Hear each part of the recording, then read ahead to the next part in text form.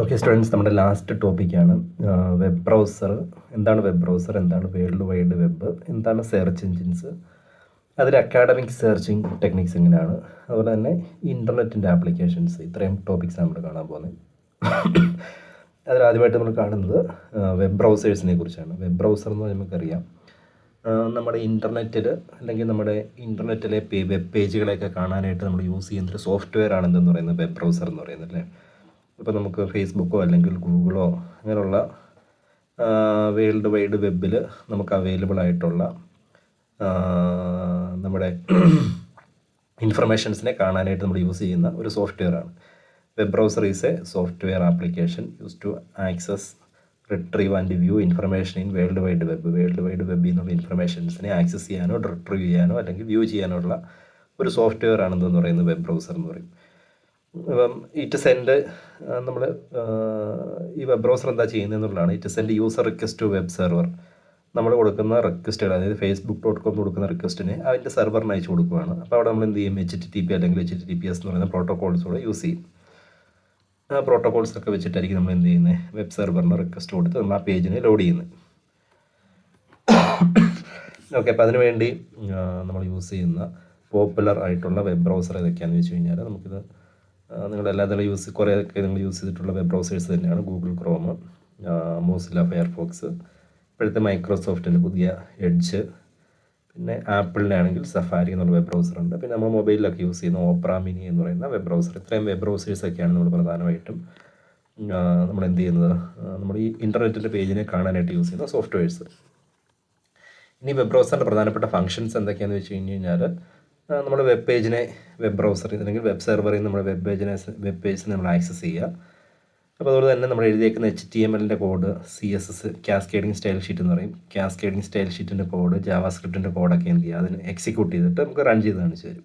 ഇപ്പോൾ നമ്മൾ HTML code എഴുതിയാൽ നമ്മൾ റൺ ചെയ്യുമ്പോൾ ഓട്ടോമാറ്റിക്കായിട്ട് ഇതിനകത്തായിരിക്കും കാണുന്നത്, നമ്മുടെ വെബ് ബ്രൗസറിനകത്തായിരിക്കും വ്യൂ ചെയ്യുന്നത്, അല്ലേ? നമ്മൾ ക്രോമാണ് ഇൻസ്റ്റാൾ ചെയ്തിരിക്കുന്നതെങ്കിൽ ക്രോമിനകത്ത് കാണാനായിട്ട് സാധിക്കും. അതുപോലെ തന്നെ ബുക്ക് മാർക്ക്, ഇപ്പം നമുക്ക് ഇഷ്ടമുള്ളൊരു പേജ് നമുക്ക് ബുക്ക് മാർക്ക് ചെയ്ത് വെക്കാം, നമുക്ക് പിന്നീട് എടുക്കാൻ ആക്സസ് എളുപ്പത്തിന് വേണ്ടി. അതുപോലെ തന്നെ നമ്മൾ ചെയ്തിട്ടുള്ള പേജുകളുടെ ഹിസ്റ്ററി നമുക്ക് കാണാനായിട്ട് സാധിക്കും. പിന്നെ നമുക്ക് ഫയൽസിനെ ഡൗൺലോഡ് ചെയ്യാനായിട്ടുള്ള പെർമിഷൻ തരുന്നുണ്ട്. പിന്നെ നമുക്ക് സെക്യൂരിറ്റി, പ്രൈവസി ഒക്കെ വെബ് ബ്രൗസേഴ്സ് ഒരു സർട്ടിഫിക്കറ്റ് വെച്ചിട്ട് നമുക്ക് എൻഷുർ തരും. SSL സർട്ടിഫിക്കറ്റ് എന്നാണ് പറയുന്ന പേര്. ഈ സർട്ടിഫിക്കറ്റ് വെച്ചിട്ട് എന്ത് ചെയ്യുന്നത് വെച്ച് കഴിഞ്ഞാൽ നമുക്ക് ഈ പ്രൈവസി, സെക്യൂരിറ്റി ഒക്കെ മെയിൻറ്റെയിൻ ചെയ്യാം. പിന്നെ ചില ആപ്ലിക്കേഷൻസ് റൺ ചെയ്യാനായിട്ട് നമുക്ക് ചില എക്സ്റ്റൻഷൻസ് അല്ലെങ്കിൽ ആഡ് ഓൺസ് ഒക്കെ നമുക്ക് വെബ് ബ്രൗസേഴ്സ് പ്രൊവൈഡ് ചെയ്ത് തരും. അപ്പോൾ ഇതൊക്കെയാണ് പ്രധാനമായിട്ടും നമ്മുടെ വെബ് ബ്രൗസറിൻ്റെ പ്രധാനപ്പെട്ട ഫങ്ഷൻസ് എന്ന് പറയുന്നത്. ഇനി എന്തൊക്കെ കമ്പോണൻസ് ആണ് വെബ് ബ്രൗസറിനുള്ളതെന്ന് വെച്ച് കഴിഞ്ഞാൽ, നമുക്ക് കാണാൻ പറ്റുന്നൊരു യൂസർ ഇൻ്റർഫേസ് ഏരിയ ഉണ്ടാവും. നമ്മൾ വെബ് ബ്രൗസർ ഓപ്പൺ ചെയ്ത് വരുമ്പോൾ കാണുന്ന ഒരു ഏരിയ നമ്മൾ പറയുന്ന പേരാണ് യൂസർ ഇൻ്റർഫേസ് ഏരിയ എന്ന് പറയും. അവിടെ നമുക്ക് അഡ്രസ് ബാർ ഉണ്ടാവും, ബാക്ക് ഫോർവേഡ് ബട്ടൺസ് ഉണ്ടാവും, പിന്നെ കുറേ ടാബുകളൊക്കെ ഉണ്ടാവും. പിന്നെ നെറ്റ്വർക്കിങ്ങിന് വേണ്ടി ഒരു ഏരിയ ഉണ്ടാവും, HTTP റിക്വസ്റ്റൊക്കെ ഹാൻഡിൽ ചെയ്യാനായിട്ടൊരു ഏരിയ ഉണ്ടാവും. പിന്നെ ജാവാസ്ക്രിപ്റ്റിൻ്റെ കോഡൊക്കെ വർക്ക് ചെയ്യാനായിട്ട് ജാവാസ്ക്രിപ്റ്റ് എഞ്ചിൻ ഉണ്ടാവും. ഡേറ്റ ഒക്കെ സ്റ്റോർ ചെയ്ത് വെക്കാനായിട്ട്. അപ്പോൾ നിങ്ങൾ ചില കേസ് നമുക്ക് ഇൻ്റർനെറ്റ് ഇല്ലെങ്കിൽ നമ്മൾ ഗൂഗിളിൻ്റെ പേജ് google.com ടൈപ്പ് ചെയ്യാൻ ഹോം പേജ് ലോഡ് ചെയ്യുന്നതായിട്ട് കാണും, അല്ലേ? അപ്പോൾ അങ്ങനെ നമുക്ക് ഇങ്ങനെയുള്ള ചെറിയ ചെറിയ ഇൻഫർമേഷൻസിനെ സ്റ്റോർ ചെയ്യാനായിട്ട് ക്യാഷ് ഇതൊക്കെ മെമ്മറിയാണ്. ക്യാഷ് മെമ്മറി, ലോക്കൽ സ്റ്റോറേജ് ഒക്കെ നമുക്ക് ആയിട്ട് പ്രൊവൈഡ് ചെയ്യുന്നുണ്ട്, വെബ് ബ്രൗസേഴ്സിന് പ്രൊവൈഡ് ചെയ്യുന്നുണ്ട്. ഇതൊക്കെ ആയിരിക്കും അതിൻ്റെ പ്രധാനപ്പെട്ട വെബ് ബ്രൗസറിൻ്റെ കമ്പോണൻസ് എന്ന് പറയുന്നത്. നമ്മൾ കാണാൻ പോകുന്നത് WWW എന്താണെന്നുള്ളതാണ്. World wide web. World wide web എന്ന് വെച്ച് കഴിഞ്ഞാൽ, നമുക്ക് ഇൻ്റർനെറ്റിലുള്ള പേജുകൾ, ഇൻഫർമേഷൻസിനെ ഒരു സ്ഥലത്ത് നിന്ന് വേറെ സ്ഥലത്തേക്ക് നമുക്ക് അയക്കാം, നമുക്കത് കാണാൻ പറ്റും. അതിനൊക്കെ നമ്മൾ പറയുന്ന പേരാണ് വേൾഡ് വൈഡ് വെബ് എന്ന് പറയുന്നത്. World wide web is a system of interlinked hyper text. നമ്മൾ hyper text documents are accessed via ഇൻ്റർനെറ്റിൻ്റെ സഹായത്തോടു കൂടി നമുക്ക് ലിങ്ക് ചെയ്തിട്ടുള്ള ഹൈപ്പർ ടെക്സ്റ്റുകളെ അല്ലെങ്കിൽ ഇൻഫർമേഷൻസിനെ നമുക്ക് എന്ത് ചെയ്യാൻ പറ്റും, വ്യൂ ചെയ്യാൻ പറ്റുന്ന ഒരു കൺസെപ്റ്റ് നമ്മൾ പറയുന്ന പേരാണെന്ന് പറയുന്നത് വേൾഡ് വൈഡ് വെബ് എന്ന് പറയും. പിന്നെ ഒരു സ്ഥലത്ത് നിന്ന് വേറെ സ്ഥലത്തേക്ക് നമുക്ക് നാവിഗേറ്റ് ചെയ്യാൻ വേണ്ടി നമ്മൾ യൂസ് ചെയ്യുന്ന ഹൈപ്പർ ലിങ്കുകളൊക്കെ ആയിരിക്കും. ഇതെല്ലാം കൂടെ ചേർന്നാണ് എന്തെന്ന് പറയുന്നത് വേൾഡ് വൈഡ് വെബ് എന്ന് പറയും. ഓക്കെ, ഇനി വേൾഡ് വൈഡ് വെബിൻ്റെ WWWൻ്റെ കീ കൺസെപ്റ്റുകളെ കുറിച്ച് നമ്മൾ കാണാൻ പോകുന്നത്. ഇപ്പോൾ എന്തൊക്കെയാണ് നമ്മൾ കേട്ടിട്ടുള്ള ടേംസ് ഒക്കെ തന്നെയാണ്. എന്താണ് വേൾഡ് വൈഡ് വെബ്? നമ്മൾ യൂസ് ചെയ്യുന്ന ഇൻ്റർനെറ്റിൽ യൂസ് ചെയ്യുന്ന പേജുകളെല്ലാം കൂടെ ചേർന്നാണ് വേൾഡ് വൈഡ് വെബ് എന്ന് പറയുന്നത്. അവിടെ നമുക്ക് വെബ്സൈറ്റ് ഉണ്ടാവും, വെബ് പേജസ് ഉണ്ടാവും, ഹൈപ്പർ ലിങ്കുകൾ ഉണ്ടാവും, ഒരു പേജിൻ്റെ പാത്തിനെ പറയാനായിട്ട് URL ഉണ്ടാവും, പ്രോട്ടോകോൾസ് ആണെങ്കിൽ HTTP, HTTPS, ഇതൊക്കെയായിരിക്കും അതിൻ്റെ ഇപ്പോൾ കീ കൺസെപ്റ്റ് എന്ന് പറയുന്നത്. ഇനി എങ്ങനെയാണ് ഇത് വർക്ക് ചെയ്യുന്നത് വെച്ച് കഴിഞ്ഞാൽ, നമ്മൾ സാധാരണ ഒരു വെബ് ബ്രൗസർ എടുത്തിട്ട് നമ്മൾ എന്ത് ചെയ്യും, ഒരു പേജിൻ്റെ URL ടൈപ്പ് ചെയ്യും അല്ലേ, www.facebook.com എന്ന് നമ്മൾ ടൈപ്പ് ചെയ്യുന്നത് വിചാരിക്കും. ഇതാണ് URL എന്ന് പറയുന്നത്. അപ്പോൾ നമ്മൾ എന്ത് വെച്ച് കഴിഞ്ഞാൽ, ഈ ബ്രൗസർ എന്ത് ചെയ്യുന്നത് വെച്ച് കഴിഞ്ഞാൽ, ഈ റിക്വസ്റ്റ് DNS ഫോർ ഈ റിക്വസ്റ്റ് സെർവറിലേക്ക്, അതായത് ഇതിൻ്റെ ഡൊമൈൻ നെയിം സിസ്റ്റത്തിന് കറസ്പോണ്ടിങ് ആയിട്ടുള്ള IP അഡ്രസ്സ് കിട്ടാനായിട്ട് വെബ് ബ്രൗസർ എന്ത് ചെയ്യും, അതിൻ്റെ ഒരു റിക്വസ്റ്റ് സെൻഡ് ചെയ്യും. Browser send HTTP or HTTPS request the web. അത് ആർക്കാണ് സെൻഡ് ചെയ്യുന്നത് വെച്ച് കഴിഞ്ഞാൽ വെബ് സെർവറായിരിക്കും സെൻഡ് ചെയ്യുന്നത്. സെർവർ എന്താ വെച്ച് കഴിഞ്ഞാൽ ആ ഇൻഫർമേഷൻ കിട്ടിക്കഴിഞ്ഞ് കഴിഞ്ഞാൽ അതിൻ്റെ പേജ് റൺ ചെയ്തിട്ട് തിരിച്ച് നമുക്ക് എന്ത് ചെയ്യും, വെബ് പേജിനെ തിരിച്ചു തരും. വെബ് ബ്രൗസർ എന്ത് ചെയ്യും, ആ പേജിനെ നമ്മൾ എന്ത് ചെയ്യും, അത് റെൻഡർ ചെയ്യാമെന്ന് പറഞ്ഞാൽ അതിന് എക്സിക്യൂട്ട് ചെയ്ത് നമുക്ക് കാണിച്ചു തരും. ഇപ്പോൾ നമ്മൾ ഇത്രേ ഉള്ളൂ, നമ്മൾ www.facebook.com എന്ന് കൊടുക്കുമ്പോൾ ഇത് വെബ് ബ്രൗസറിലാണ് ടൈപ്പ് ചെയ്യുന്നത്. ഈ വെബ് ബ്രൗസറിനെ നേരെ എങ്ങോട്ട് വിടുന്നതായിരിക്കും, വെബ് സെർവർ വിടും, അതായത് ഫേസ്ബുക്കിൻ്റെ സെർവറിലേക്ക് വിടും. സെർവർ ഇത് കിട്ടിക്കഴിഞ്ഞാൽ ഹോം പേജ് എക്സിക്യൂട്ട് ചെയ്തിട്ട് തിരിച്ച് നമുക്ക് എന്ത് ചെയ്യും, വെബ് ബ്രൗസറിന് തിരിച്ചു തരും. ഇപ്പോൾ വെബ് ബ്രൗസറിൽ എന്ത് ചെയ്യും, ആ പേജിൽ നമുക്ക് കാണാനായിട്ട് സാധിക്കും. അതാണ് ഇവിടെ ചെയ്യുന്നത്. ഇനി www എന്നുള്ളൊരു കൺസെപ്റ്റ് ഡെവലപ്പ് ചെയ്തേക്കുന്ന ആളാണ് ടിം ബെർണേഴ്സ്-ലീ എന്ന് പറയും. ടിം ബെർണേഴ്സ്-ലീ ആരാണ് www ഇൻവെൻറ്റ് ചെയ്യുന്നത് വെച്ച് കഴിഞ്ഞാൽ ആരാണ്, ടിം ബെർണേഴ്സ്-ലീ എന്ന് പറയുന്ന ഒരു സയൻറ്റിസ്റ്റാണ് നമ്മുടെ ഈ www എന്നുള്ളൊരു കൺസെപ്റ്റ് ആദ്യമായിട്ട് കൊണ്ടുവന്നത്. ഇനി എന്താണ് സെർച്ച് എഞ്ചിൻ? നമുക്കറിയാം, നിങ്ങൾ google.com എന്ന് ടൈപ്പ് ചെയ്തതിന് ശേഷം നമുക്ക് എന്ത് കണ്ടൻറ്റ് വേണം നമുക്ക് അവിടെ സെർച്ച് ചെയ്തെടുക്കാനായിട്ട് സാധിക്കും. അപ്പം എല്ലാ ഇൻഫർമേഷൻസിനെയും, ലോകത്തുള്ള എല്ലാ ഇൻഫർമേഷൻസിനെയും നമ്മളൊരു ഏരിയയിൽ കൊണ്ടുപോയി സ്റ്റോർ ചെയ്ത് വെക്കുകയാണ്. നമുക്ക് ആവശ്യമുള്ള സമയത്ത് എന്ത് ചെയ്യാൻ പറ്റും, അതിൻ്റെ റാങ്ക് അനുസരിച്ചോ അല്ലെങ്കിൽ കീവേഡ് വെച്ചിട്ട് നമുക്ക് ആ ഡേറ്റയെ നമുക്ക് എടുക്കാനായിട്ട് സാധിക്കും. അങ്ങനെയുള്ളൊരു സോഫ്റ്റ്വെയർ നമ്മൾ പറയുന്ന പേരാണെന്ന് പറഞ്ഞാൽ സെർച്ച് എഞ്ചിൻ എന്ന് പറയും. Search engine is a software system that searches for information on the internet. ഇൻ്റർനെറ്റിൽ ഇൻഫർമേഷൻസിനെ സെർച്ച് ചെയ്യാനായിട്ട് യൂസ് ചെയ്യുന്ന ഒരു സോഫ്റ്റ്വെയറിനെ നമ്മൾ പറയുന്ന പേരാണ് പറഞ്ഞത് സെർച്ച് എഞ്ചിൻ എന്ന് പറയും. ഈ സെർച്ച് എഞ്ചിൻ ചുമ്മാ വെച്ചാൽ പോരാ, അതിന് ചില അൽഗോരിതംസ്, ചില കോഡുകളുണ്ട് ഈ ഡേറ്റ നമുക്ക് തിരിച്ചെടുക്കാനായിട്ട്. അതിന് ഇൻഡെക്സ്, റാങ്ക് ഒക്കെ പറയുന്ന കൺസെപ്റ്റ് വെച്ചിട്ടായിരിക്കും നമ്മൾ എന്ത് ചെയ്യുന്നത്, ഈ പേജസിൻ്റെ ഇൻഫർമേഷൻസിൽ റിട്രീവ് ചെയ്യുന്നത്. അപ്പോൾ നിങ്ങൾ എന്തെങ്കിലും ഒരു കൺസെപ്റ്റ് കൊടുത്ത് ഒരു പേര് കൊടുത്ത് നമ്മൾ സെർച്ച് ചെയ്യുമ്പോൾ ഒത്തിരി ലിങ്കുകൾ വരികയില്ല. അതിൽ ഏറ്റവും ആദ്യത്തെ ലിങ്ക് എന്ന് പറഞ്ഞാൽ ഏറ്റവും കൂടുതൽ ആൾക്കാർ സെർച്ച് ചെയ്തിട്ടുള്ളൂ, ആൾക്കാർക്ക് വേണ്ടതും ഉപകാരപ്പെട്ടുമായിട്ടുള്ള ഇൻഫർമേഷൻസിനെയായിരിക്കും നമ്മൾ എന്ത് ചെയ്യുന്നത്, ഏറ്റവും ആദ്യം കാണുന്നത്. അപ്പോൾ നമ്മൾ റാങ്ക് ചെയ്യാന്ന് പറയും. അപ്പോൾ അതായിരിക്കും ഏറ്റവും കൂടുതൽ റാങ്കിങ് ഉള്ള പേജ് എന്ന് പറയുന്നത്. ഇപ്പോൾ എക്സാമ്പിളായിട്ട് നമുക്ക് ഏതൊക്കെ സെർച്ച് എഞ്ചിനുണ്ട്, ഗൂഗിൾ ഒരു സെർച്ച് എഞ്ചിനാണ്, ബിങ് എന്ന് പറയുന്നൊരു സെർച്ച് എഞ്ചിനുണ്ട്, യാഹു, ഡക്ക്, ചൈനയുടെയാണ് ബെയ്തു എന്ന് പറയുന്നൊരു സെർച്ച് എഞ്ചിൻ. അപ്പോൾ ഇങ്ങനെയുള്ള കുറേ സെർച്ച് എഞ്ചിൻസ് ഉണ്ട്. അപ്പോൾ നിങ്ങൾക്കറിയാവുന്ന, നിങ്ങൾ കേട്ടിട്ടുള്ളതായിട്ടുള്ള കുറച്ച് സെർച്ച് എഞ്ചിനെ കുറിച്ച് ഓർത്തിരിക്കുക. ഗൂഗിൾ, യാഹു, ബിങ് പോലുള്ള സെർച്ച് എഞ്ചിൻസ്. ഇനി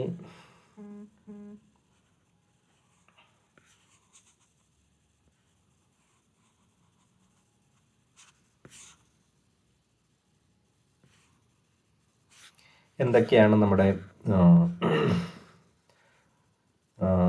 കമ്പോണൻസ് നോക്കി കഴിഞ്ഞാൽ, നമ്മുടെ സെർച്ച് എഞ്ചിൻ്റെ കുറച്ച് കമ്പോണൻസിനെ കുറിച്ചാണ് പറയാൻ പോകുന്നത്. എന്തൊക്കെ രീതിയിലായിരിക്കും സെർച്ച് എഞ്ചിൻ വർക്ക് ചെയ്യുന്നത്, അല്ലെങ്കിൽ എന്തൊക്കെ കമ്പോണൻസ് ആയിരിക്കും നമ്മുടെ സെർച്ച് എഞ്ചിൻ ഉണ്ടാകുന്നത്. അപ്പോൾ അതിൽ ഒന്നാമത്തെ കമ്പോണൻ്റാണ് വെബ് ക്രൗഡേഴ്സ് എന്ന് പറയും, അല്ലെങ്കിൽ വെബ് സ്പൈഡേഴ്സ് എന്നാണ് നമ്മൾ പറയുന്നത്. അതായത് നമ്മൾ ഓട്ടോമാറ്റിക്കായിട്ട് നമ്മുടെ പേജിനെ ബ്രൗസ് ചെയ്യുന്ന ഒരു കൺസെപ്റ്റാണ് വെബ് ക്രൗഡേഴ്സ് എന്ന് പറയും. എന്നിട്ട് എന്ത് ചെയ്യും, നമ്മുടെ ഇന്ന് ഇൻഫർമേഷൻ അവൻ കളക്ട് ചെയ്യുകയും ചെയ്യും, ആ ഇൻഫർമേഷൻസിനെ ഓട്ടോമാറ്റിക്കായിട്ട് അപ്ഡേറ്റ് ചെയ്യുകയും ചെയ്യും. പിന്നെ എന്താണെന്ന് വെച്ച് കഴിഞ്ഞാൽ ഇതെല്ലാം ഓട്ടോമാറ്റിക്കായിട്ട് ചെയ്യുന്നതാണ് വെബ് ക്രൗഡേഴ്സ് എന്ന് പറയുന്ന സംഭവം. പിന്നെ വെച്ച് കഴിഞ്ഞാൽ ഇൻഡെക്സിങ് സിസ്റ്റം ഉണ്ട്. അതായത് നമ്മൾ എന്ത് ചെയ്യും, കണ്ടൻറ്റിന് നമുക്ക് എന്ത് ചെയ്യാൻ പറ്റും, ഡേറ്റാബേസിലേക്ക് ഡയറക്റ്റായിട്ട് നമ്മൾ തന്നെ സ്റ്റോർ ചെയ്യണം. Store content in the large database. അതുപോലെ തന്നെ നമ്മൾ ആ ഡേറ്റയുടെ സ്വഭാവം അനുസരിച്ച് നമ്മൾ അതിനെ ഓർഗനൈസ് ചെയ്യണം. എന്നാലേ നമുക്ക് എന്ത് ചെയ്യാൻ പറ്റുള്ളൂ, ഫാസ്റ്റായിട്ട് ഇതിനെ സെർച്ച് ചെയ്തെടുക്കാനായിട്ട് സാധിക്കുകയുള്ളൂ. എക്സാമ്പിൾ നമ്മൾ കുറേ ഡേറ്റ ചുമ്മാ ഡേറ്റാബേസിലേക്ക് സ്റ്റോർ ചെയ്തിട്ട് കാര്യമില്ല. അപ്പോൾ അതിലിപ്പോൾ മെഡിക്കൽ ഇൻഫർമേഷൻസിനൊക്കെ ആണെങ്കിൽ നമ്മളൊരു കാറ്റഗറി ആയിട്ടും, എഞ്ചിനീയറിംഗ് ഇൻഫർമേഷൻസിന് വേറൊരു കാറ്റഗറി ആയിട്ടും, എൻ്റർടൈൻമെൻറ്റ് ഇൻഫർമേഷൻസിന് വേറൊരു കാറ്റഗറി ഒക്കെ ആയിട്ട് സൂക്ഷിച്ച് വെച്ചാലേ നമുക്ക് ആവശ്യമുള്ള സമയത്ത് നമ്മുടെ സെർച്ചിനനുസരിച്ച് വളരെ ഫാസ്റ്റായിട്ട് നമുക്ക് ഡേറ്റനെ ആക്സസ് ചെയ്യാൻ പറ്റുള്ളൂ. അപ്പോൾ ഓർഗനൈസ് ചെയ്യാന്ന് വെച്ച് കഴിഞ്ഞാൽ നമ്മളിങ്ങനെ ഓരോന്നിനും ഓരോ ഇൻഡെക്സ് കൊടുക്കും. 1 എന്നുള്ള ഇൻഡെക്സ് ഉള്ളതാണെങ്കിൽ എന്ത് ചെയ്യും, അത് ഇങ്ങനെ ഒരു പർട്ടിക്കുലർ കാറ്റഗറിക്ക് വേണ്ടിയുള്ളതായിരിക്കും. 2 എന്ന് പറയുന്ന ഇൻഫർമേഷൻ വേറൊരു കാറ്റഗറിക്ക് വേണ്ടിയുള്ളതായിരിക്കും. അങ്ങനെ നമുക്ക് ഇൻഡെക്സ് ചെയ്ത് വെക്കാനായിട്ട് സാധിക്കും. പിന്നെയുള്ളത് വെച്ച് കഴിഞ്ഞാൽ സെർച്ച് അൽഗോരിതംസ് യൂസ് ചെയ്യാം. നമ്മൾ ഓരോ പേജ് നമ്മൾ എന്ത് ചെയ്യും, അതിൻ്റെ റിലവൻസ് അനുസരിച്ച് റാങ്ക് ചെയ്ത് വെക്കും. അപ്പം വളരെ എമർജൻസി ആയിട്ട് അല്ലെങ്കിൽ വളരെ ഒരു ടോപ്പിക്കിനെ കുറിച്ച് ഏറ്റവും ആധികാരികമായിട്ടുള്ള ഇൻഫർമേഷൻ നമ്മൾ ഹൈ റാങ്ക് കൊടുക്കും, എല്ലാത്തിനൊക്കെ നമ്മൾ ലോ റാങ്ക് കൊടുക്കും. അപ്പോൾ അതിനെ നമുക്ക് എന്ത് വെച്ച് കഴിഞ്ഞാൽ കീവേഡ്, ബാക്ക് ലിങ്ക്സ്, പോപ്പുലാരിറ്റി ഒക്കെ വെച്ചിട്ട് എന്ത് ചെയ്യാൻ പറ്റും, ആൾക്കാരിലേക്ക് എത്തിക്കാനായിട്ട് സാധിക്കും. പിന്നെയെന്ന് വെച്ച് കഴിഞ്ഞാൽ യൂസർ ഇൻ്റർഫേസ് ഏരിയ ഉണ്ട് അല്ലേ, നമുക്ക് യൂസർ ഇൻ്റർഫേസ് എന്ത് ഏരിയ ഉണ്ട്, യൂസർക്ക് സെർച്ച് ചെയ്യാനൊരു ടൈപ്പ് ചെയ്ത് കൊടുക്കാനുള്ള ഒരു ഏരിയയും ഒരു സെർച്ച് ബട്ടണും പിന്നെ ആ കണ്ടൻറ്റ് ഡിസ്പ്ലേ ചെയ്യാനുള്ള ഏരിയ വേണ്ടേ. ഇപ്പോൾ നമ്മൾ google.com ടൈപ്പ് ചെയ്യുമ്പോൾ ഈ സാധനമല്ല യൂസർ ഇൻ്റർഫേസ് അല്ലേ വരുന്നത്. എനിക്ക് ഇവിടെ ഒരു സെർച്ച് ഒരു ബോക്സ് കാണാം, അതിൻ്റെ താഴെ സെർച്ച് എന്നൊരു ബട്ടൺ കാണാം. ഇവിടെ നമ്മൾ കണ്ടൻറ്റ് ടൈപ്പ് ചെയ്തിട്ട് സെർച്ച് ബട്ടനെ ക്ലിക്ക് ചെയ്യുമ്പോഴത്തേക്കും ഇതിലേക്ക് ഇൻഫർമേഷൻസ് വരും അല്ലേ. അതിനാണ് യൂസർ ഇൻ്റർഫേസ് ഏരിയ എന്ന് പറയുന്നത്. ഇത്രയാണ് നമ്മുടെ സെർച്ച് എഞ്ചിൻ്റെ കമ്പോണൻസ് എന്ന് പറയുന്നത്. ഇനി നമ്മൾ പറഞ്ഞിരുന്നു ഇനി എന്തൊക്കെ ടൈപ്പ് സെർച്ച് എഞ്ചിൻസ് ആണ് ഉള്ളതെന്ന് വെച്ച് കഴിഞ്ഞാൽ, ഇപ്പോൾ പറഞ്ഞ ഓട്ടോമാറ്റിക്കായിട്ട് വർക്ക് ചെയ്യുന്ന റോബോട്ടിനെ ബേസ് ചെയ്തിട്ടുള്ള സെർച്ച് എഞ്ചിൻസ് ആണ്. Crawler based search engine, use software robots for browse the web. അപ്പോൾ ഇതിനകത്തുള്ള ബോട്ടുകളായിരിക്കും എന്ത് ചെയ്യുന്നത്, ഓട്ടോമാറ്റിക്കായിട്ട് നമുക്ക് ഇൻഫർമേഷൻസിന് എടുത്ത് തരുന്നത്. അതാണ് ഗൂഗിൾ, ബിങ് ഒക്കെ അത് വെച്ചിട്ടാണ് വർക്ക് ചെയ്യുന്നത്. പിന്നെ ഹ്യൂമൻ പവേർഡ് ഡയറക്ടറീസ് ഉണ്ടാവും. ഈ വെബ്സൈറ്റിലെ ഇൻഫർമേഷൻസിന് നമ്മൾ എന്ത് ചെയ്യും, മാനുവലായിട്ട് ആളുകൾ തന്നെ ആയിരിക്കും ഇതിലേക്ക് ആഡ് ചെയ്യുന്നത്. ഓക്കെ അല്ലേ. ഇതെന്ന് വെച്ച് കഴിഞ്ഞ് കഴിഞ്ഞാൽ ഇൻഫർമേഷൻസ് ചില സോഫ്റ്റ്വെയർ റോബോട്ട്സ് ഒക്കെ ആയിരിക്കും ആഡ് ചെയ്യുന്നത്. ഇവിടെ നമ്മൾ മാനുവലായിട്ടായിരിക്കും ആഡ് ചെയ്യുന്നത്. ഹ്യൂമൻ പവേർഡ് ഡയറക്ടറീസ് ആണ്. പണ്ടത്തെ യാഹൂ പിന്നെ ഡിമോസ് എന്നൊക്കെ പറയുന്ന സെർച്ച് എഞ്ചിൻസൊക്കെ ആ കാറ്റഗറി വരുന്നതായിരുന്നു. ഇത് രണ്ടും കൂടെ ചേർന്നാണ് ഹൈബ്രിഡ് സെർച്ച് എഞ്ചിൻസ് എന്ന് പറയും. ഹൈബ്രിഡ് സെർച്ച് എഞ്ചിൻസ് ഇത് ക്രൗളർ യൂസ് ചെയ്യും, സോഫ്റ്റ്വെയർ ബോട്ട് യൂസ് ചെയ്യും, അതുപോലെ തന്നെ ഹ്യൂമൻ ഇൻപുട്ടും യൂസ് ചെയ്യും. പിന്നെ വെച്ച് കഴിഞ്ഞാൽ മെറ്റാ സെർച്ച് എഞ്ചിൻ അവർക്ക് സ്വന്തമായിട്ടൊരു സെർച്ച് എഞ്ചിനൊന്നും കാണുകയില്ല. പല ആൾക്കാരുടെ സെർച്ച് എഞ്ചിനിൽ നിന്ന് ഡേറ്റ എടുത്ത് കൊടുക്കുക അല്ലെങ്കിൽ അതിലേക്ക് സ്റ്റോർ ചെയ്തിട്ട് പോകുന്ന എക്സാമ്പിളാണ് മെറ്റാ സെർച്ച് എഞ്ചിൻസ് എന്ന് പറയുന്ന കൺസെപ്റ്റ് എന്ന് പറയുന്നത്. ഓക്കെ, ഇനിയുള്ളത് വെച്ചാൽ അക്കാഡമിക് സെർച്ച് ടെക്നിക്സ് ആണ്. അക്കാഡമിക്സ് എന്ന് വെച്ച് കഴിഞ്ഞാൽ വേറെ ഒന്നുമില്ല, നമ്മൾ റിസർച്ച് ചെയ്യുന്ന ആൾക്കാരാണെന്ന് വിചാരിക്കുക. ഇപ്പം നിങ്ങളുടെ UG ഒക്കെ കഴിയുമ്പോഴത്തേക്കും നിങ്ങൾക്കൊരു PhD എടുക്കണം. അപ്പം PhD എടുക്കുമ്പോഴത്തേക്കും നമ്മൾ പഠിച്ച സബ്ജക്റ്റിനകത്ത് എക്സ്ട്രാ പുതിയതായിട്ട് എന്തെങ്കിലും ഒരു കാര്യം റിസർച്ച് ചെയ്ത് കണ്ടുപിടിക്കാമെന്ന് വിചാരിക്കുക. അപ്പോൾ അതിനുവേണ്ടി നമ്മളെ സഹായിക്കുന്ന എഡ്യൂക്കേഷൻ പർപ്പസ് ആയിട്ടുള്ള അക്കാഡമിക് ആയിട്ടുള്ള കാര്യങ്ങൾക്ക് വേണ്ടി മാത്രം ഉപയോഗിക്കുന്ന സെർച്ച് എഞ്ചിനുകൾ നമ്മൾ പറയുന്ന പേരാണ് പറയുന്നത് അക്കാഡമിക് സെർച്ച് എഞ്ചിൻസ് എന്ന് പറയും. അത് നമുക്ക് എന്തൊക്കെ രീതിയിൽ നമുക്ക് അതിനകത്ത് ടെക്നിക്സുകൾ യൂസ് ചെയ്തിട്ട് നമുക്ക് അതിനെ ഡേറ്റ എടുക്കാനായിട്ട് സാധിക്കും. Academic search engine focuses on reliable scholarity, peer reviewed source for researchers or study. അതായത് നമ്മൾക്ക് അങ്ങനെ കിട്ടുന്ന ഇൻഫർമേഷൻ വളരെ റിലയബിൾ ആയിരിക്കണം. പിന്നെ പിയർ റിവ്യൂഡ് എന്ന് വെച്ച് കഴിഞ്ഞാൽ ആ ഇൻഫർമേഷൻസിനെ നമ്മൾ പല ആൾക്കാർ റിവ്യൂ ചെയ്ത് അത് ഒരു പ്രോപ്പർ കണ്ടൻറ്റാണ് വിലയിരുത്തിയ സാധനമായിരിക്കണം. അങ്ങനെയൊക്കെയുള്ള കണ്ടൻസ് നമ്മൾ സ്റ്റോർ ചെയ്ത് വെക്കുന്ന സെർച്ച് എഞ്ചിൻ നമ്മൾ പറയുന്ന പേരാണ് അക്കാഡമിക് സെർച്ച് എഞ്ചിൻ എന്ന് പറയും. അതിൻ്റെ എക്സാമ്പിളാണ് ഗൂഗിൾ സ്കോളർ. ഒക്കെ നിങ്ങളിപ്പോൾ ഒരു റിസർച്ചിലേക്ക് പോകുകയാണെങ്കിൽ നമ്മൾ ഏറ്റവും കൂടുതൽ യൂസ് ചെയ്യുന്ന വെബ്സൈറ്റുകൾ ഈ ഗൂഗിൾ സ്കോളറൊക്കെ ആയിരിക്കും. ഇതിനകത്തായിരിക്കും നമ്മൾ അധികാരമായിട്ടുള്ള പല ആൾക്കാരുടെ പേപ്പറുകളൊക്കെ നമ്മൾ വായിക്കുകയും അതനുസരിച്ച് നമ്മൾ എന്ത് ചെയ്യുന്നത്, നമുക്ക് വേണ്ട പേപ്പറുകൾ കണ്ടൻറ്റൊക്കെ നമ്മൾ ഏകദേശം കുറേ കണ്ടെത്തുന്നത് ഇങ്ങനെയൊക്കെ ആയിരിക്കും. അതിനുവേണ്ടി യൂസ് ചെയ്യുന്ന കുറേ സെർച്ച് എഞ്ചിൻസാണ് ഗൂഗിൾ സ്കോളർ, മൈക്രോസോഫ്റ്റിൻ്റെ Academic, Semantic Scholar, ResearchGate, JSTOR, PubMed, ഇങ്ങനെ കുറേ. ഇതൊക്കെ മെഡിക്കലിന് വേണ്ടി മാത്രമുള്ളതാണ്, എഞ്ചിനീയറിങ്ങിന് വേണ്ടി മാത്രമുള്ള ഡാറ്റാബേസുകളാണ്. സയൻസ് ഡയറക്റ്റ് എന്ന് വെച്ച് കഴിഞ്ഞ് കഴിഞ്ഞാൽ സയൻസ് റിലേറ്റഡ് ആയിട്ടുള്ള പേപ്പറുകളൊക്കെ പബ്ലിഷ് ചെയ്യുന്ന ഒരു സെർച്ച് എഞ്ചിനാണെന്ന് പറയുന്നത്. അതൊക്കെയാണ് നമ്മുടെ അക്കാഡമിക് സെർച്ച് എഞ്ചിൻ എന്ന് പറയുന്നത്. അപ്പോൾ എങ്ങനെയാണ് നമ്മൾ ഈ അക്കാഡമിക് സെർച്ച് എഞ്ചിനകത്ത് നമുക്ക് പ്രോപ്പറായിട്ടുള്ളൊരു കണ്ടൻസിനെ നമുക്ക് എടുക്കാൻ പറ്റുന്നതെന്ന് വെച്ച് കഴിഞ്ഞാൽ കീവേഡ് ഉപയോഗിച്ച് നമുക്ക് സെർച്ച് ചെയ്യാം. അതായത് സ്പെസിഫിക് ടൈം വെച്ചിട്ട് സെർച്ച് ചെയ്യാം. നോട്ട് എ ജനറൽ ഒരു എല്ലാ വേർഡുകളും കൊടുക്കുന്നതിന് പകരമായിട്ട് നമുക്കൊരു സ്പെസിഫിക് ടൈംസ് യൂസ് ചെയ്തിട്ട് നമുക്ക് തന്നെ example machine learning in health care instead of AI. അതുപോലെ തന്നെ യൂസ് ചെയ്യുന്ന ബൂളിയൻ ഓപ്പറേറ്റേഴ്സ് നമുക്ക് യൂസ് ചെയ്യാം. അതായത് ആൻഡ് ഓർ നോട്ട് പോലുള്ള കണക്റ്റീവ്സ് യൂസ് ചെയ്തുകൊണ്ട് നമുക്ക് എന്ത് ചെയ്യാൻ പറ്റും, നമുക്ക് പ്രോപ്പറായിട്ട് കണ്ടൻസിനെ സെർച്ച് ചെയ്തെടുക്കാനായിട്ട് പറ്റും. Example AI and cancer. AIയെയും ക്യാൻസറിനെയും കുറിച്ചാണ് നമുക്ക് സെർച്ച് ചെയ്യേണ്ടതെങ്കിൽ നമ്മളവിടെ ആൻഡ് എന്നുള്ള കണക്റ്റീവ്സ് യൂസ് ചെയ്തിട്ട് പറഞ്ഞു. ഇനി AIയോ മെഷീൻ ലേണിങ്ങിനെ കുറിച്ചുള്ള ഇൻഫർമേഷൻസ് കിട്ടാനാണ് AI ഓർ എന്ന് പറയുന്നത്. AI മാത്രം മതി. AI നോട്ട് ഇൻ റോബോട്ടിക്സിലല്ലാതെ വരുന്ന AIനെ കുറിച്ചാണ് നമുക്ക് ഇൻഫർമേഷൻസ് എടുക്കേണ്ടതെങ്കിൽ AI നോട്ട് റോബോട്ടിക്സ്. എന്ന് പറയുന്ന, അല്ലെങ്കിൽ ഇങ്ങനെയുള്ള കണക്റ്റീവ്സ് യൂസ് ചെയ്തുകൊണ്ട് നമുക്ക് എന്ത് ചെയ്യാൻ പറ്റുമെങ്കിൽ നമുക്ക് പ്രോപ്പറായിട്ട് കണ്ടൻസിനെ സെർച്ച് ചെയ്തെടുക്കാനായിട്ട് സാധിക്കും. പിന്നെയുള്ള ഫ്രേസ് കൊടുത്തുകൊണ്ട് നമുക്ക് സെർച്ച് ചെയ്യുന്നുണ്ട്. Phrase search, global warming effect എന്ന് പറയുന്ന ഒരു ഒരു ഫ്രേസ്, ഒരു ഫ്രേസ് ആണല്ലോ. ഈ ഫ്രേസ് കൊടുക്കുമ്പോൾ അതിനെക്കുറിച്ചുള്ള ഇൻഫർമേഷൻസ് നമുക്കായിട്ട് എടുക്കാനായിട്ട് സാധിക്കും. പിന്നെ വൈൽഡ് കാർഡ് ക്യാരക്ടേഴ്സ് യൂസ് ചെയ്തുകൊണ്ട് നമുക്ക് എന്ത് ചെയ്യാൻ പറ്റും, നമുക്ക് ഇൻഫർമേഷൻസിനെ സെർച്ച് ചെയ്യാൻ പറ്റും. വൈൽഡ് കാർഡ് ക്യാരക്ടർ എന്ന് വെച്ച് കഴിഞ്ഞാൽ നമുക്ക് പ്രധാനമായിട്ട് യൂസ് ചെയ്യുന്ന 2 ക്യാരക്ടേഴ്സാണ് സ്റ്റാറും ഈ ക്വസ്റ്റ്യൻ മാർക്കും. സ്റ്റാർ എന്ന് പറഞ്ഞു കഴിഞ്ഞാൽ നമ്മൾ ഓൾ എന്നുള്ള ഇൻഫർമേഷൻസിന് വേണ്ടി, ഓൾ. ഇപ്പം നമുക്കറിയാം, നിങ്ങൾ നമ്മളിങ്ങനെ COMP എന്ന് കൊടുത്തിട്ട് സ്റ്റാർ കൊടുത്തെന്ന് വിചാരിക്കുക. COMP എന്നുള്ളത് നമ്മൾ ഏത് കണ്ടൻറ്റ്, നമുക്ക് COMP ചേർത്തുള്ള ഏത് കണ്ടൻറ്റിനെ അവൻ സെർച്ച് എടുത്തുകൊണ്ട് വരും. ഇത് കഴിഞ്ഞിട്ടുള്ള സ്റ്റാർ എന്ന് പറഞ്ഞു കഴിഞ്ഞാൽ ഇവിടെ എന്ത് വേണം വരാം. അപ്പോൾ COMP ആണോന്നേ ഉള്ളൂ. COMP കമ്പ്യൂട്ടർ എന്നുള്ള ഡേറ്റ എടുത്തുകൊണ്ട് വരും. COMP UTI കമ്പ്യൂട്ടിംഗ് തുടങ്ങിയിട്ടുള്ള ഡേറ്റ എടുത്തുകൊണ്ട് വരും. അങ്ങനെ നമുക്കിങ്ങനെ സ്റ്റാർ ഉപയോഗിച്ചുകൊണ്ട് നമുക്ക് ആദ്യത്തെ വേർഡ് വെച്ച് പിന്നെ സ്റ്റാർ കൊടുത്താൽ അതിനെ ബേസ് ചെയ്തിട്ടുള്ള, ഈ വേർഡിനെ ബേസ് ചെയ്തിട്ടുള്ള എല്ലാ ഇൻഫർമേഷൻസിനും എടുത്തുകൊണ്ട് വരും. വൈഡ് കാർഡ് ക്യാരക്ടർ എന്ന് വെച്ച് കഴിഞ്ഞാൽ ഒരൊറ്റ സിംഗിൾ ക്യാരക്ടർ മാച്ച് ചെയ്യാൻ വേണ്ടിയിട്ട്, ഇപ്പോൾ WOM ഇവിടെ ക്വസ്റ്റ്യൻ മാർക്ക് കൊടുത്തിട്ട് N എന്ന് കൊടുത്താൽ ഈ ക്വസ്റ്റ്യൻ മാർക്കിൻ്റെ സ്ഥലത്ത് തൊട്ട് Z വരെയുള്ള ക്യാരക്ടർ റീപ്ലേസ് ചെയ്തിട്ടുള്ള ഇൻഫർമേഷൻസ് എടുത്തുകൊണ്ട് വരും. അപ്പോൾ WOM ഇവിടെ A എന്നിട്ടുള്ള ഡേറ്റ എടുത്തുകൊണ്ട് വരും. WOMEN ഇവിടെ എടുത്തിട്ടുള്ള ഡേറ്റ എടുത്തുകൊണ്ട് വരും. അങ്ങനെ ഏത് ക്യാരക്ടറും അല്ല ഇവിടെ നമുക്ക് റീപ്ലേസ് ചെയ്യാം. ആ റീപ്ലേസ് ചെയ്തിട്ടുള്ള എല്ലാ ഇൻഫർമേഷൻസിനെയും മുമ്പ് എടുത്തുകൊണ്ട് വരും. ഓക്കെ അല്ലേ. പിന്നെ ഉള്ളതെന്ന് വെച്ച് കഴിഞ്ഞാൽ ഫിൽറ്റേഴ്സ് യൂസ് ചെയ്യാം. നോക്കിക്കഴിഞ്ഞാൽ അക്കാഡമിക് സെർച്ച് എഞ്ചിൻസിനകത്ത് നമുക്ക് ഡേറ്റേനെ പ്രോപ്പറായിട്ട് എടുക്കാനായിട്ട് നമുക്ക് ഫിൽറ്റേഴ്സ് യൂസ് ചെയ്യാം. ഫിൽറ്റേഴ്സ് യൂസ് ചെയ്യുമ്പം നമുക്ക് എന്ത് ചെയ്യാം, ഒരു ഇയറിൽ പബ്ലിഷ് ചെയ്തിട്ടുള്ള ഡേറ്റ മാത്രം നമുക്ക് മതി എന്ന് വിചാരിക്കുക. അപ്പോൾ ഈ 2025 പബ്ലിഷ് ചെയ്തിട്ടുള്ള ഇൻഫർമേഷൻസ് മാത്രം മതിയെങ്കിൽ അങ്ങനെ ഒരു പർട്ടിക്കുലർ ഓതറിനെ ബേസ് ചെയ്തിട്ട് ഇൻഫർമേഷൻ എടുക്കാം. പബ്ലിക്കേഷൻ ടൈപ്പിനെ എടുത്ത് ബേസ് ചെയ്തിട്ട് എടുക്കാം. റീജിയൻ, ഏഷ്യയിൽ പബ്ലിഷ് ചെയ്തിട്ടുള്ള പേപ്പറുകൾ മാത്രം മതി എന്ന് വിചാരിക്കുക. പിന്നെ സൈറ്റേഷൻ, ഏറ്റവും കൂടുതൽ ആൾക്കാർ വിസിറ്റ് ചെയ്തിട്ടുള്ളതും അല്ലെങ്കിൽ ആൾക്കാർ റെഫർ ചെയ്തിട്ടുള്ളതായിട്ടുള്ള പേപ്പറുകളിൽ നിന്നുള്ള മാത്രം ഇൻഫർമേഷൻ മതിയെങ്കിൽ അങ്ങനെ വേണമെങ്കിൽ നമുക്ക് എന്ത് ചെയ്യാൻ പറ്റും, ഇങ്ങനെയുള്ള ഫിൽട്രേഷൻ വേണമെങ്കിൽ പറ്റും. ഒരു നല്ല സൈറ്റേഷൻ ഉണ്ടെന്ന് വിചാരിച്ചു കഴിഞ്ഞാൽ അത് റിലയബിൾ ആയിട്ടുള്ള സാധനമായിരിക്കും എന്നുള്ളതാണ് എൻ്റെ അർത്ഥം. Higher citations usually indicate reliable sources.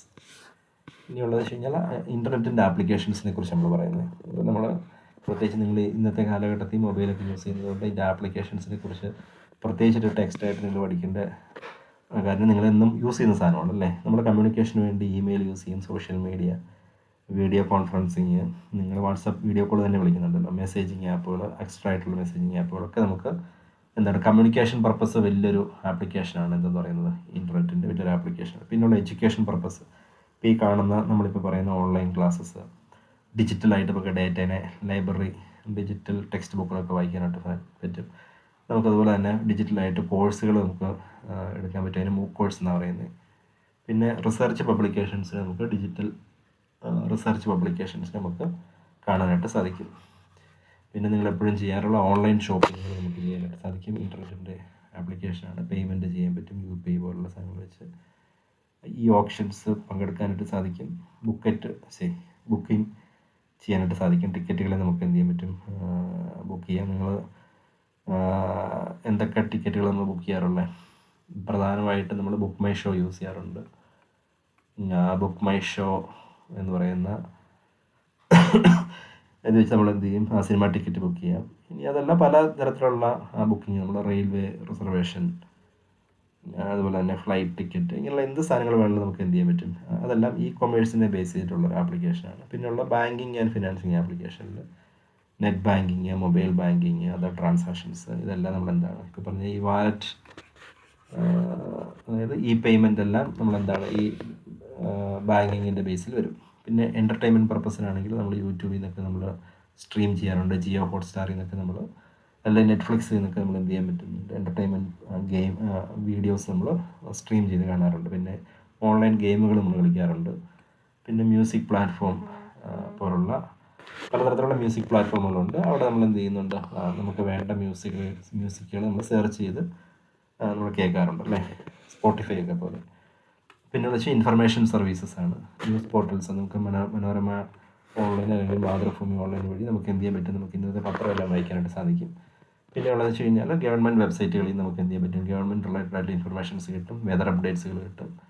നമുക്ക് മാപ്സ് ആൻഡ് നാവിഗേഷൻ ഉപയോഗിച്ച് നമുക്ക് ഏത് പ്ലേസ് വേണമെങ്കിലും പോകാനായിട്ട് പറ്റും. നമുക്ക് ഇൻഫർമേഷൻ സർവീസ് എന്ന് പറയുന്ന കാറ്റഗറികളുണ്ട്. പിന്നെ ഹെൽത്ത് കെയർ എന്നുള്ളതിൻ്റെ കീഴിലാണ് നമുക്ക് ഹോസ്പിറ്റലിൽ പോകാതെ പല ഡോക്ടേഴ്സിനെയും ഓൺലൈൻ ബുക്ക് അപ്പോയിൻമെൻറ്റ് ചെയ്തുകൊണ്ട് നമുക്ക് എന്ത് ചെയ്യാൻ പറ്റും, ടെലിമെഡിസിൻസ്, ഹോസ്പിറ്റൽ അപ്പോയിൻമെൻറ്റ്, ഓൺലൈൻ അപ്പോയിൻമെൻറ്റ്, പിന്നെ ഹെൽത്ത് റെക്കോർഡ് നമുക്ക് കാണാനായിട്ട് സാധിക്കും. അതൊക്കെയാണ്. പിന്നെയുള്ള സോഷ്യൽ നെറ്റ്വർക്കിങ്ങിന് ഫേസ്ബുക്ക്, ഇൻസ്റ്റാഗ്രാം, ട്വിറ്റർ പോലുള്ള അല്ലെങ്കിൽ അതർ കമ്മ്യൂണിറ്റീസ് ഉപയോഗിച്ച് നമുക്ക് എന്ത് ചെയ്യാൻ പറ്റും, സോഷ്യൽ നെറ്റ്വർക്കിംഗ് ചെയ്യാൻ പറ്റും. പിന്നെ നമ്മുടെ ഡാറ്റ നമ്മുടെ കമ്പ്യൂട്ടറിൽ തന്നെ സ്റ്റോർ ചെയ്യണമെന്നില്ല. അതിനുവേണ്ടി നമ്മുടെ ഡാറ്റ അല്ലെങ്കിൽ നമ്മുടെ ഹ്യൂജ് ഡാറ്റ ഒക്കെ സ്റ്റോർ ചെയ്യാനായിട്ട് ഒരു സ്റ്റോറേജ് പുറത്തുനിന്ന് ഒരാൾ പ്രൊവൈഡ് ചെയ്യുകയാണെങ്കിൽ നമ്മൾ പറയുന്ന പേരാണ് ക്ലൗഡ് സ്റ്റോറേജ് എന്ന് പറയും, ക്ലൗഡ് കമ്പ്യൂട്ടിംഗ് എന്ന് പറയും. ഇപ്പം അതിന് എക്സാമ്പിളാണ് ഗൂഗിൾ ഡ്രൈവ് ഒക്കെ, അതിന് എക്സാമ്പിളാണ് വൺ ഡ്രൈവ്, ഗൂഗിൾ ഡ്രൈവ് ഒക്കെ ഈ ക്ലൗഡിന് എക്സാമ്പിളാണ്. ഓക്കെ, അത്രയാണ് നമ്മൾ ബ്രൗസേഴ്സിനെ കുറിച്ചും സെർച്ച് എഞ്ചിനെ കുറിച്ചും ആപ്ലിക്കേഷൻ ഓഫ് ഇൻ്റർനെറ്റിനെ കുറിച്ചും. ഈ ഒരു ജസ്റ്റ് നമുക്കറിയാവുന്ന കാര്യങ്ങൾ മാത്രമേ ഉള്ളൂ. നിങ്ങൾ ജസ്റ്റ് PDF ഒന്ന് വായിച്ച് നോക്കുക. എന്നിട്ട് വീഡിയോസ് ഏതെങ്കിലും മനസ്സിലായിട്ടില്ലെങ്കിൽ റിപ്പീറ്റ് ചെയ്ത് കാണുക കേട്ടോ. Okay, thank you.